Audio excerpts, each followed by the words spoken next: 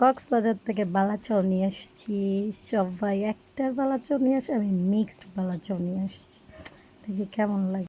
আমার হাত জ্বলবে দেখে অলরেডি আম্মু এইভাবে মেখে রেখে দিয়েছে, ভালোই হলো। আম্মুরা অলওয়েজ কেয়ারিংই হয়। যাই হোক, একটু তেলটা দাও।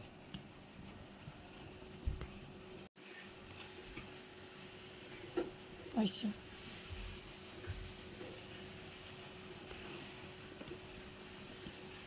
বালাচাটা দাও। বালাচাও নেওয়া কমপ্লিট, এখন ধনিয়া পাতাগুলো দিয়ে তারপরে মেখে নিলেই হয়ে যাবে।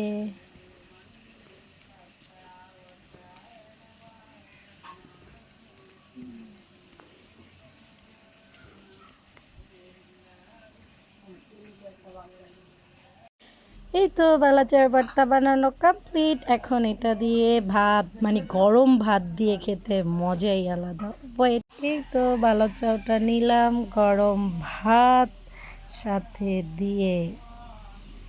হুম,